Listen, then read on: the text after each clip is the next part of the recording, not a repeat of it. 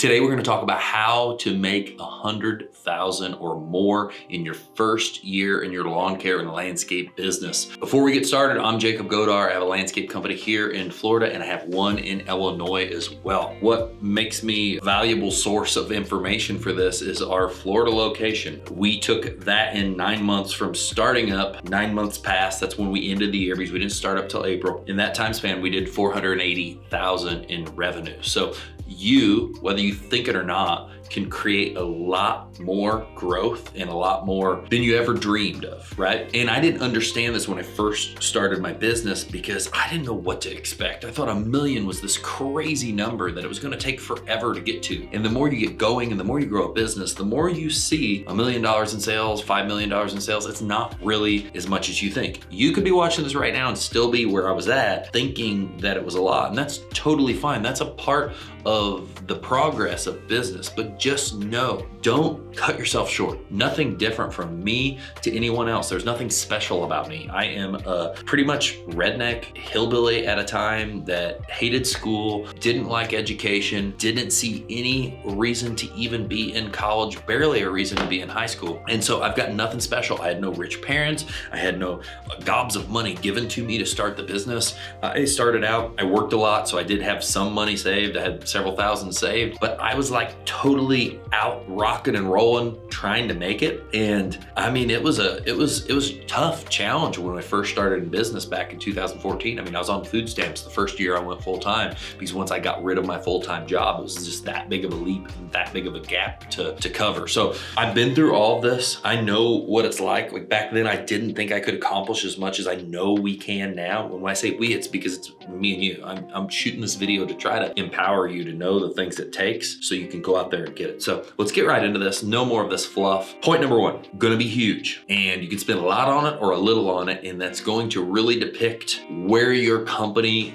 goes, right? And not about what you spend, but it's about how much you do, because there's some of this that's free and then there's some of this that costs a lot of money, and that is marketing. People have got to know your name, so you've got to do something to get your name known. And the more money you have, the more you can spend on stuff where it doesn't take as much sweat equity, and the less money you have, the more sweat equity you need to put in. And bottom line, you have to create a website. You need to create a website. That needs to be something you need to figure out how to do, ideally before you even start the business. Like it is so crucial. It's the conduit that all marketing flows to, and it's a part of the digital representation of your company. So figure out a website. That's mandatory, even if you think you can't afford it. And ideally try to figure out a way to get something that's substantial, that's gonna rank well, not just a Wix or something that you created on your own. You need to know it's gonna rank up. But beyond that, marketing, we use a ton of Google AdWords, and then we use a ton of Facebook marketing, and then we use a ton of all of these other things. A lot of that's really, really expensive. So if I was going to start out again with very, very little money,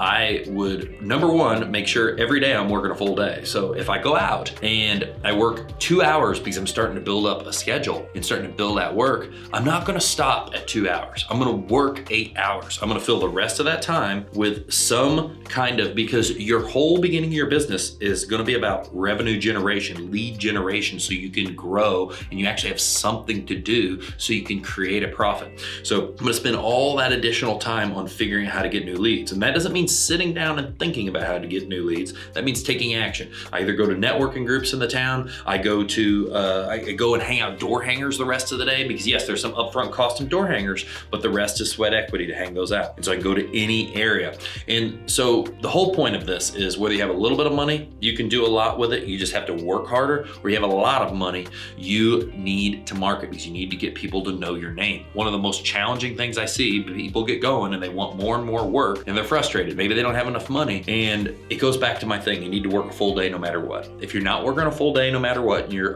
concerned with the amount of work you've got, you need to pour a full day. So the rest of that time, revenue generation, door hangers, networking, whatever else, if you don't have much money, and it does get easier when you get more money, because then you can spend things like Every Door Direct, Google Ads, Facebook, YouTube content creation, and there's so much you can do with money, but you've got to be able to get to having money. And there's a teetering point in marketing where you have to spend more money than you think you can spend, because this is the other piece of it. You want to grow your business, you need work. You don't have enough work, but you also don't have money. And a lot of times you have to spend money you don't have on marketing that will create the money and work that you needed. And then it's like this thing of you keep taking bigger and bigger bites into the future of taking risk on marketing and things to grow your company. That's why a lot in business, it's about having some faith that things are gonna work out, right? And they will.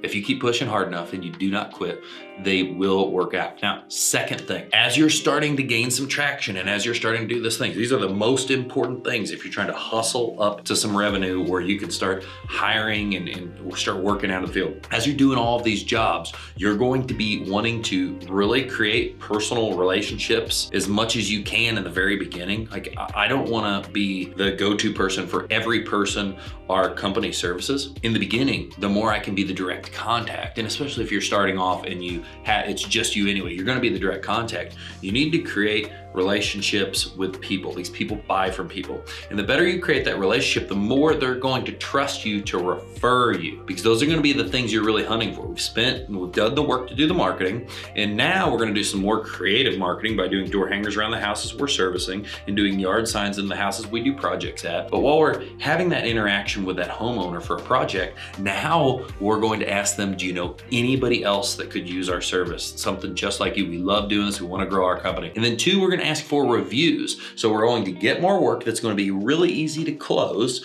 because this person is social proof that you do a good job and they suggested you. And then you're also going to get reviews, which are the extended digital representation of your company. I told you the website was before, and now this Google review area and Facebook reviews, any reviews you can get, are also going to shine a bright light on your good name and how you do good things. And people are going to see that social proof, and a lot of times they're going to call you and they're going to say, hey, I called you and I just, your reviews, you had so many good reviews. That is huge. So those are going to be the two things you're going to get to continue spooling up the company. So you're already marketing, you built all this stuff out. Now you're starting to get some people. You're going to ask them for more people just like them and ask them for reviews, because the quicker you can get your Google business page to show on that map and have more reviews, or at least enough reviews to be up there all the time, the better. And I want to tell you a little deal about Google. Google likes when you use Google. So Google's going to like you more if you're creating stuff on YouTube, you're using Google Ads, you have your website and it's really ranking well on Google, you have a Google business page and it is getting traction and things are happening. Like, Google likes when you do things with Google, and that's all gonna push your name more to help you grow. You're gonna really realize most of this is about creating relations and marketing, so more people know you and more people trust you, so more people could buy from you. That's really what's gonna get you there. Yes, you need to focus on the service. Yes, you need to focus on making sure people are happy. But you can't grow your company unless people know to call you. Phone never rings. How much work will you have? 0 is the answer. So finally, the last piece of this leads perfectly into, is now when you're creating these relations, you're asking for referrals, you're asking for reviews, you need to go above and beyond. There's gonna be a time in business where you can be more hard-nosed about not working with someone because it's not a good fit. And there's times even in the beginning that you shouldn't work with people that are just poor fits for your company. There are gonna be problems. There's gonna be situations down the road where you could be a little more hard-nosed about them because you are at a point where you don't have to deal with as much of the drama, and you can say, hey, that just doesn't work for us, and unfortunately we're not able to do this project for you. In the beginning, you're probably going to be trying to take as much stuff as you can get. Most of us did,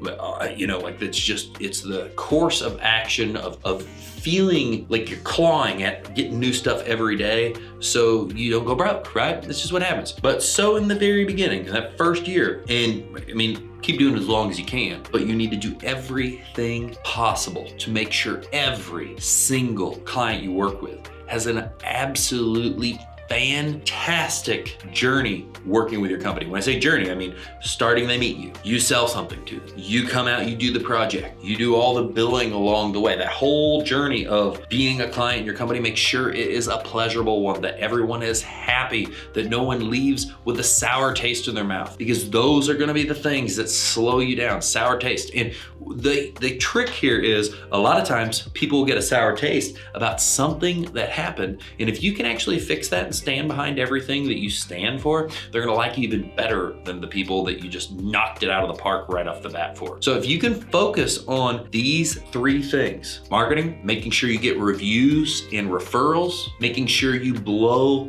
people away. And I don't mean to make this act like you're gonna stop trying to blow people away, but there's going to be times in the growth of your company where you're gonna have to crack some eggs to make the omelet, right? And you're not gonna always catch every moving plate. And then as those things in the future, you can control a lot of things really tight when it's just you. In the future, some things are gonna break, and those are new opportunities down the road past where we're talking about to create new things that service people even better. So it's always gonna be something that you're trying to fix and make better, and because people are gonna come in and start working for you, and they're gonna cause issues, and then we need to fix those issues. But it's so important that when it's just you, you can control all of those interactions, and you do your best to figure out, if you're not good at talking, if you're not good at relating, if you're not good at communicating with people, you need to work on that for yourself. You need to better that in yourself, because you need to bring your fucking A game so you can talk to these people and you keep them all satisfied. That's how you get to 100,000 in your first year. And I'm not gonna lie,